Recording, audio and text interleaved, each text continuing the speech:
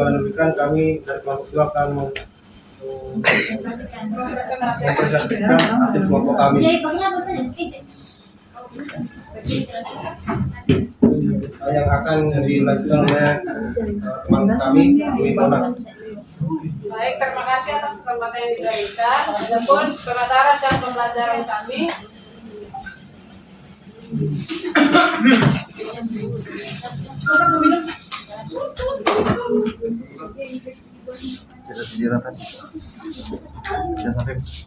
Kami mengambil kelas 4 dengan mata pelajaran pendidikan Pancasila dan kewarganegaraan dengan topik makna dan nilai-nilai Pancasila serta proses perumusannya.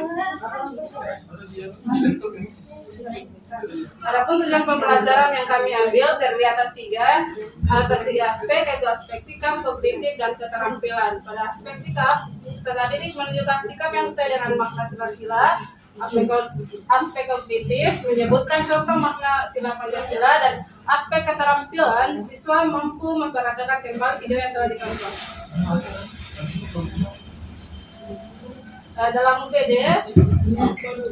Dalam UPD yang ada dalam modul ada beberapa hal yang perlu diperhatikan. Yang pertama itu pemahaman awal. Peserta didik dapat memberikan contoh sikap dan perilaku yang sesuai dengan sila Pancasila. Dengan tujuan pembelajaran, peserta didik dapat memberikan contoh sikap dan perilaku yang sesuai dengan sila Pancasila.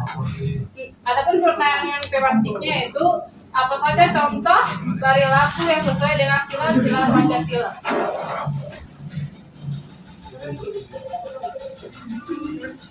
Selanjutnya pada capaian pembelajaran dalam UPD itu di capaian pembelajaran seperti ini.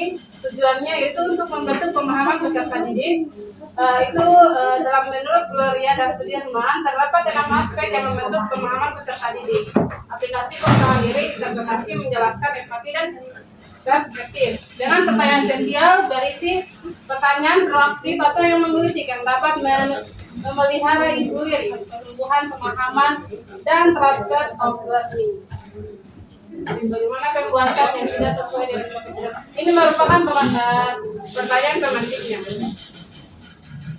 Terima kasih. Di sini saya akan melanjutkan pemaparan materi dari Mona. Di sini selanjutnya adalah asesmen. Seperti yang kita ketahui UPD itu di sini dalam modul hanya terdapat LKPD dan ulangan harian. Seperti yang kita lihat, ini adalah salah satu contoh dari asesmen yang ada di dalam modul. Sedangkan yang seharusnya untuk UPD itu sendiri ada tiga, yaitu assessment of learning, assessment as learning, dan assessment of learning. Yang mana utama seperti yang kita ketahui adalah unjuk kerja. Yang seharusnya itu harus ada yaitu simulasi cerita proses perumusan Pancasila, dan othersnya itu untuk lainnya itu seperti kuis atau tes dalam proses pembelajaran. Selanjutnya.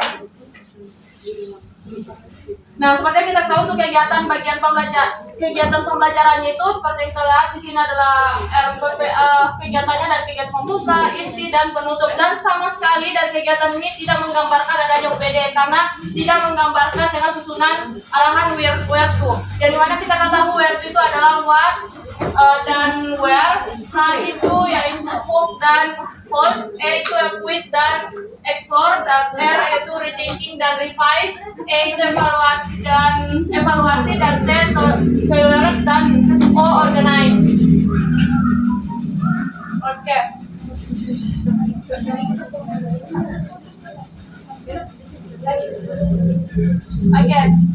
Itulah tadi presentasi kami. Saya kembalikan ke moderator.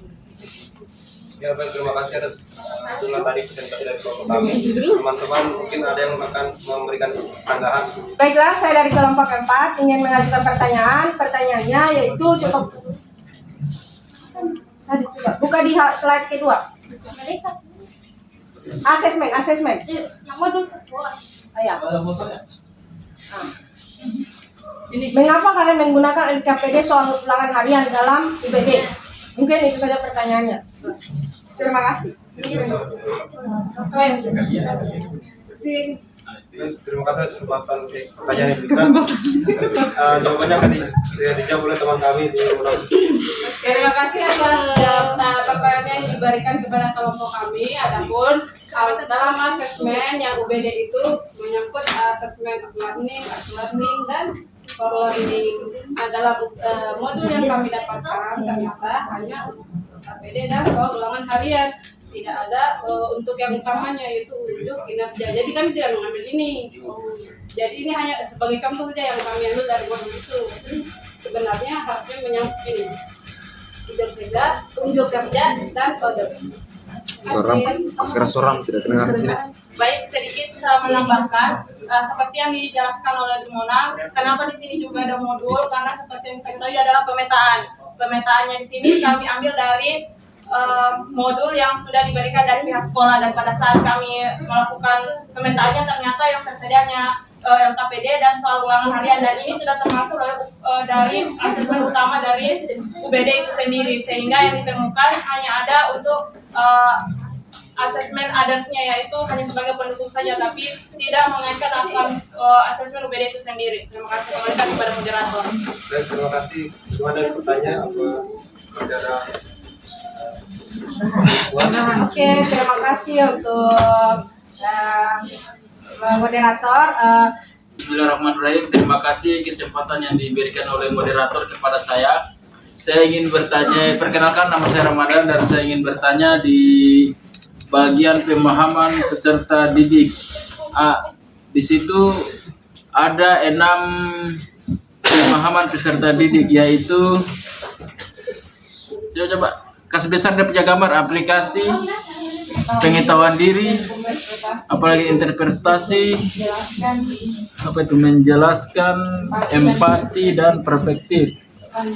Untuk pertanyaannya itu di mana letak kedudukannya ke dalam proses pembelajaran tentang 6 pemahaman itu. Terima kasih. Saya kembali kepada moderator. Terima kasih atas pertanyaan diberikan mengenai 6 aspek pembentuk pemahaman peserta didik. Dalam pemahaman ini kan dalam UBD terdapat di capaian pembelajaran. 6 aspek ini bisa terletak di tujuan pembelajaran. Nah, di tujuan pembelajaran itu kan bisa diambil dari KKO. Bisa KKO atau yang dari teori belum. Jadi ya, kita bisa memilih dari ini untuk mengetahui, mengukur atau membentuk pemahaman peserta didik. Selanjutnya, baik, saya sedikit menambahkan untuk bagian contohnya kita ambil di antara 6 aspek ini, yaitu contohnya aplikasi. Dalam hal ini aplikasi yaitu mengaplikasikan, atau biasa kita mengenal dengan kata menerapkan. Dengan kata ini yaitu melakukan. Otomatis kenapa dibilang bagaimana mengukur aspek pemahaman? Kalau misalnya seseorang sudah mengetahui konsepnya, teorinya, otomatis dia bisa melakukan dan menerapkan. Ya, contohnya dalam hal di SD itu pembelajaran IPA, yaitu dalam hal fotosintesis, di mana seorang siswa sudah tahu kalau misalnya ada fotosintesis itu terjadi karena adanya matahari dan sebagainya, dan dia melakukan percobaan, otomatis dia sudah melakukan sesuai dengan teori yang ada dalam buku, dan itu sudah termasuk dalam mengaplikasikan teori dan bisa meningkatkan pemahaman peserta didik. Membentuk pemahaman. Iya, dan pastinya membentuk pemahaman peserta didik. Baik, terima kasih, kembalikan kepada moderator. Baik, terima kasih. Itulah tadi jawaban dari rekan kami. Saya kembalikan kepada teman-teman, apakah masih ada pertanyaan? Bagaimana dengan jawabannya, apakah sudah sesuai? Saya bertanya. Ya, terima kasih moderator, dan saya rasa mungkin jawabannya cukup jelas dan terima kasih.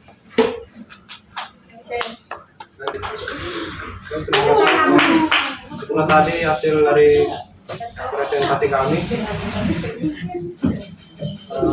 Sekian dan terima kasih. Demikian.